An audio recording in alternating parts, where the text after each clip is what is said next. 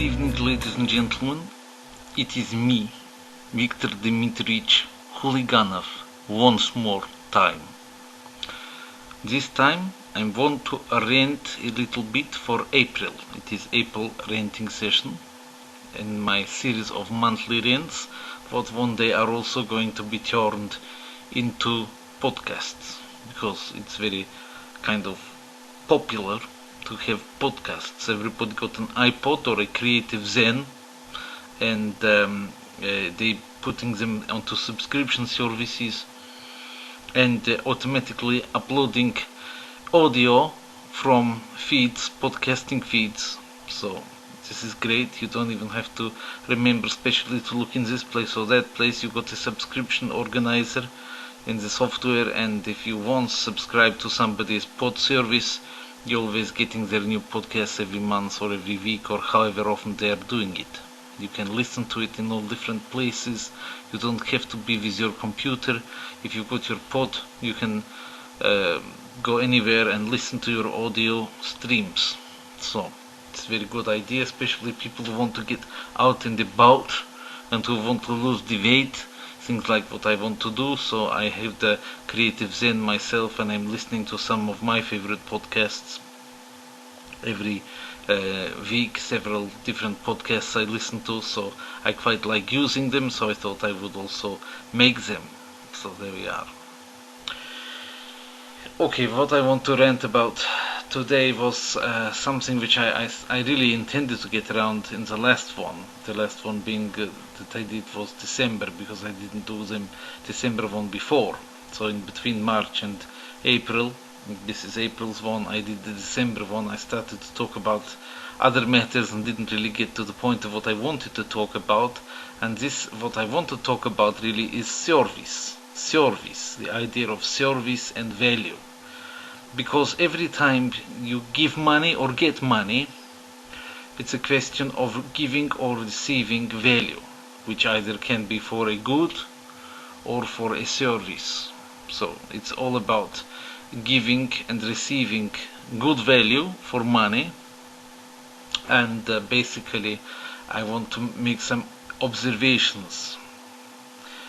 When people go to the shops these days and they spend their money on what they want, whether it's goods or whether it's services, it's often quite difficult to get a good service.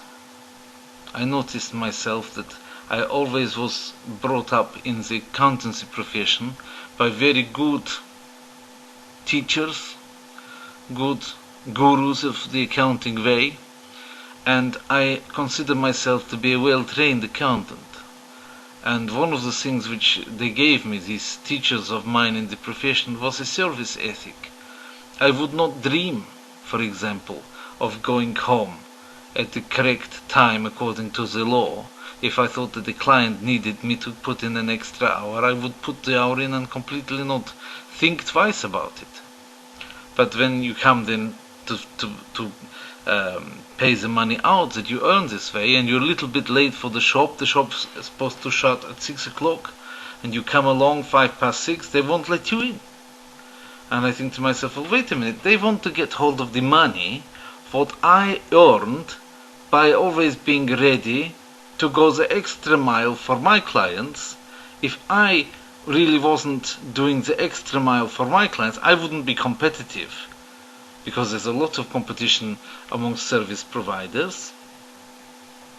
If people really knew how good I am, there wouldn't be any competition. But of course you can't give people that knowledge automatically. It's only when they've been with you for a while and they find out about it.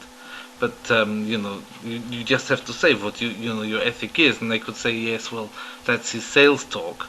So you don't always get every time you try to make a sale or show how competitive you are, you don't always succeed with it, because it all depends on whether people believe you or not. And but once you have them, of course, and you can show them what they got, especially if they've been with anybody else before, you can show how much better it is what you're doing.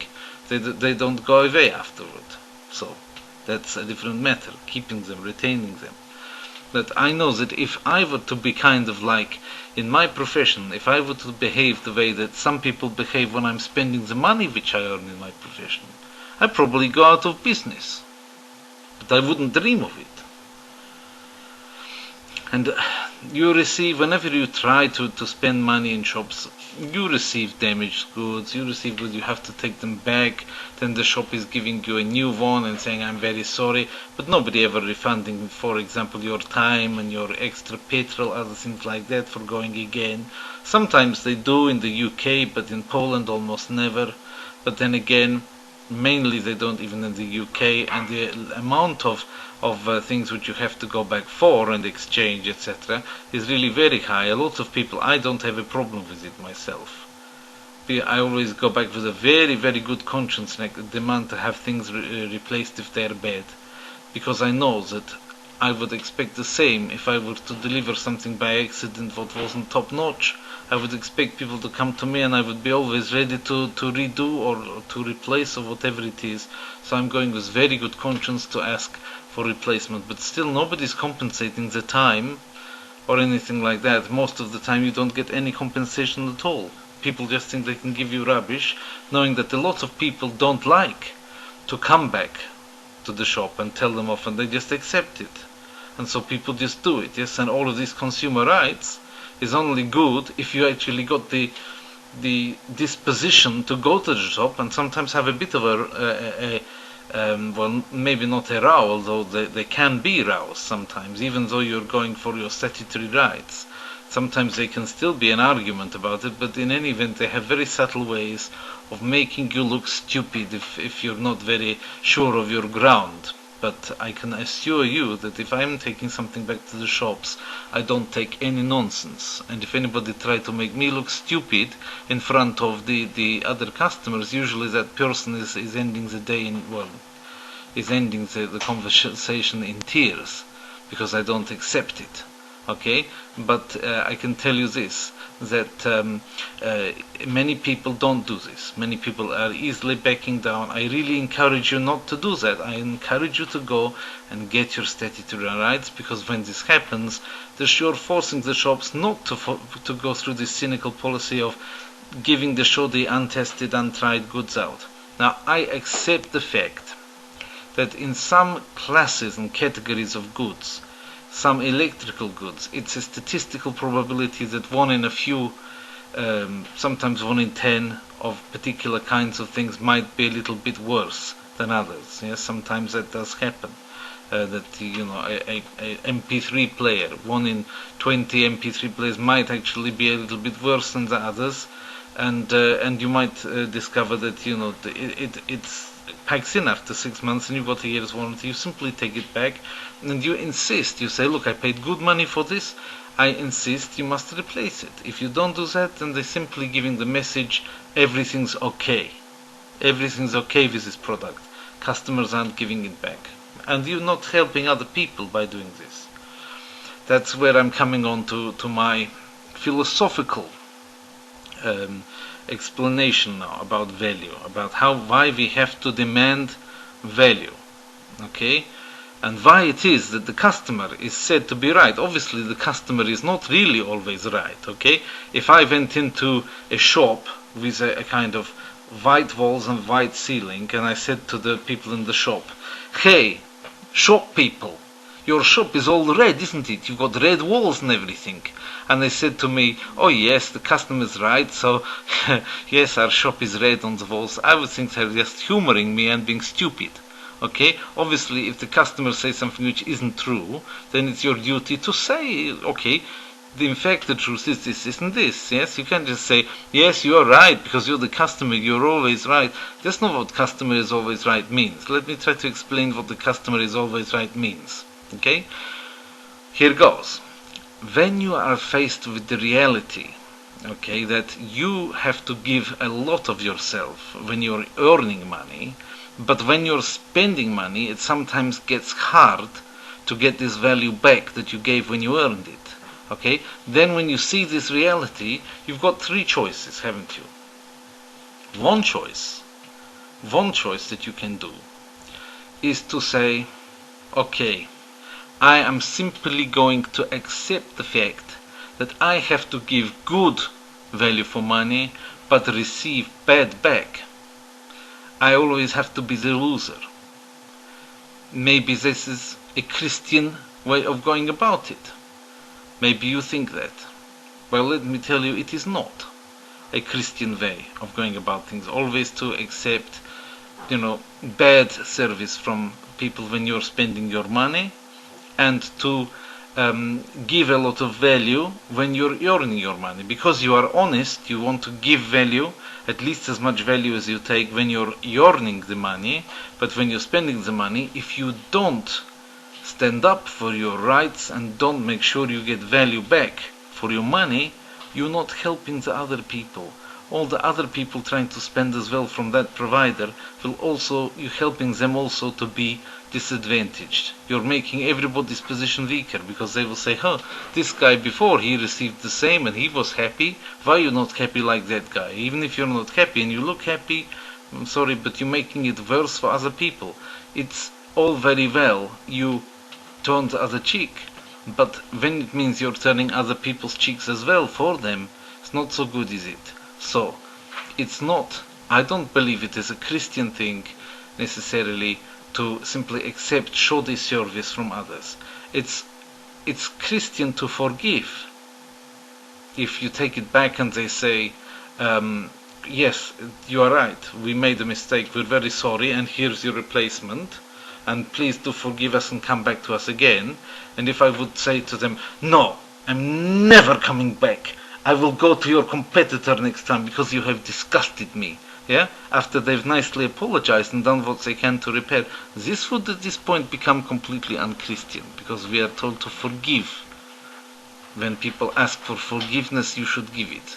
Okay, and the fact that they mean it is shown by the fact they did what they could to make an amends for it. Just the same as you would if somebody come along and point out the fact of your work which wasn't as good as you hoped it would be.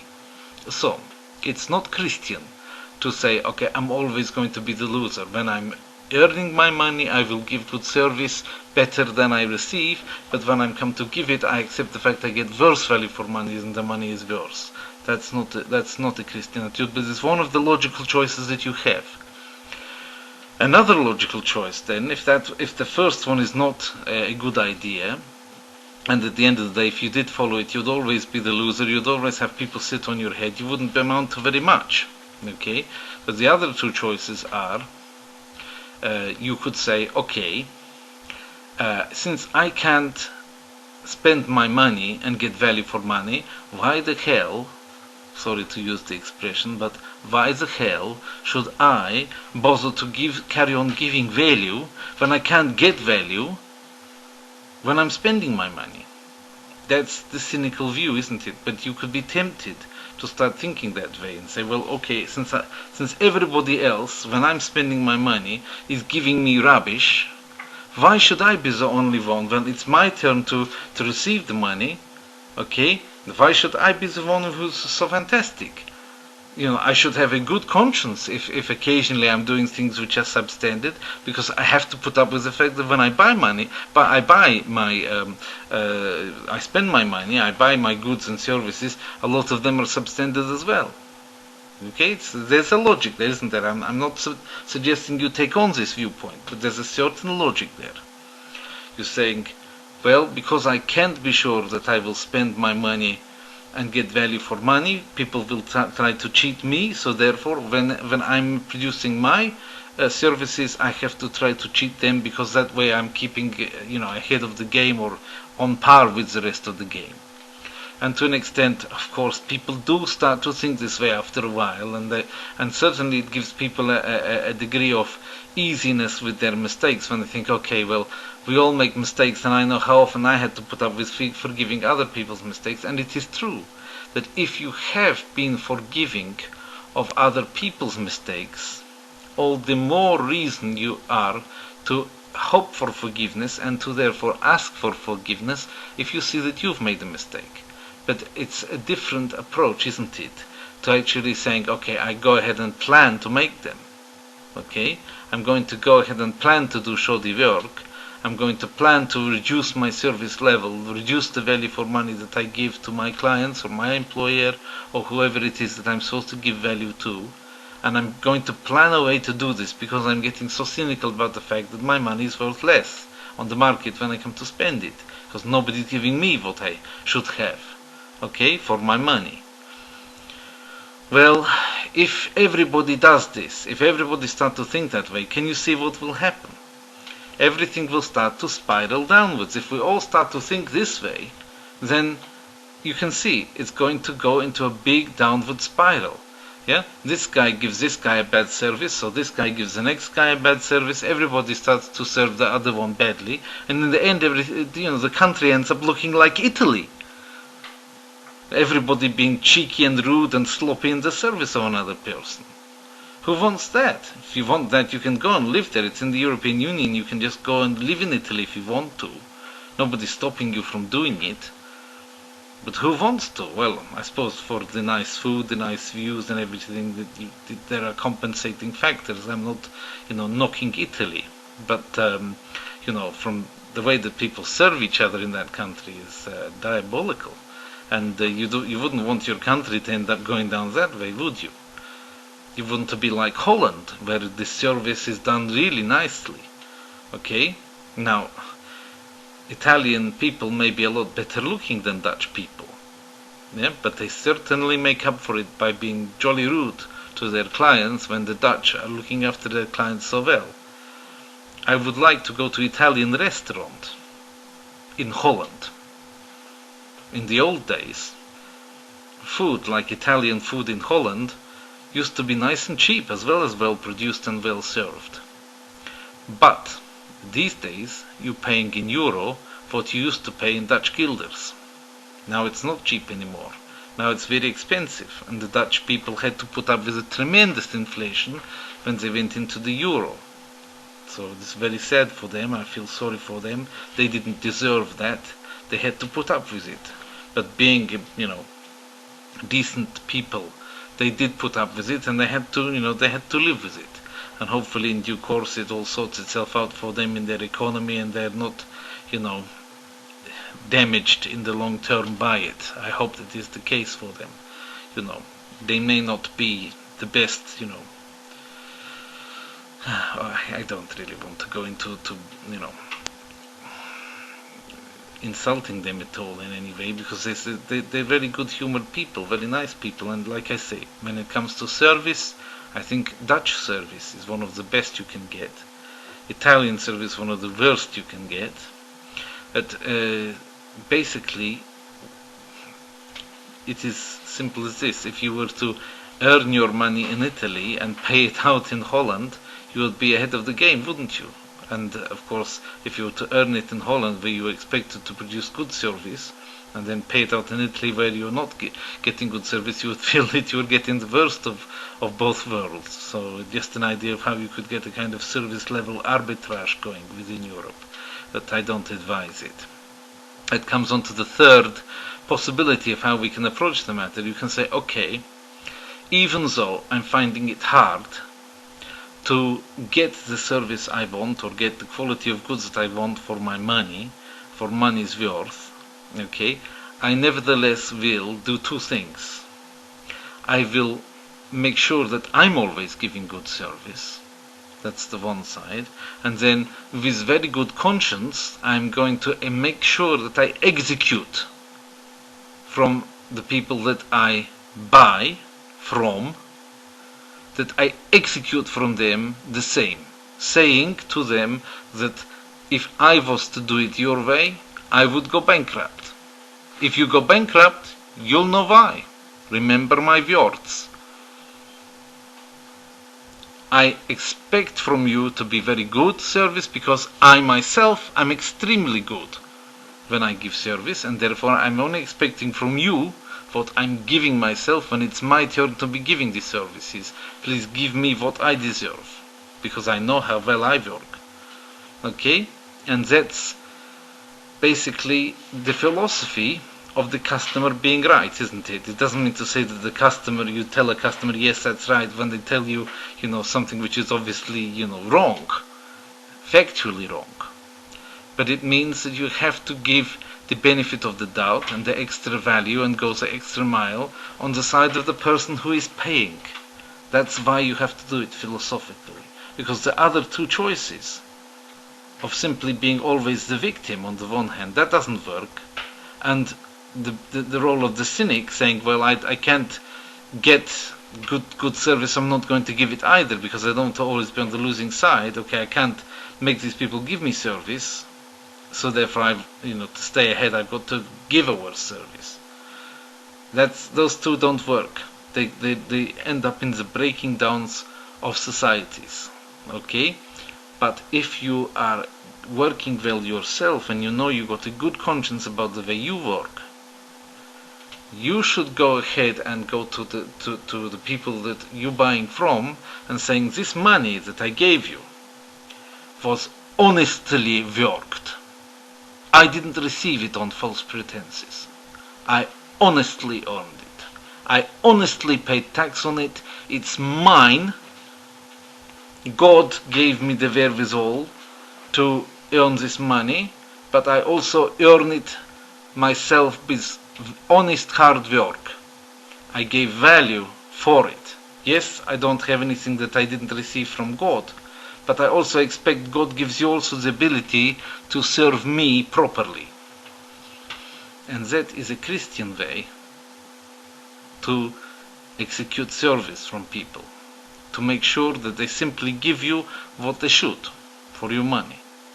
Okay? And what they should is effectively what they are offering, what the law says, and what they are representing that they are giving. It shouldn't be worse than what they claim it should be. They need to give value for money, they need to go the extra mile for you, they need to explain to you, give you time, just the same as you would if you were in that position, give you correct information, and they need to give you services and goods which make you happy to the same degree or more that you were made to forgo happiness when you spend time yearning it instead of doing the things which you enjoy to do. Otherwise it doesn't work, does it? In order that society is built around work, society is built around work, and in order for this society to work, we have to give and also get value for the money. Okay? That's my rant for April. Thank you very much. Not much humor there, but hopefully a little bit of motivation to work, giving value when you work, and also to demand value from other people when you're buying the things you need from the fruits of what you earned by good work yourself. Okay? That's my rant. Thank you very much, and see you next month with another rant from Viktor D. Huliganov.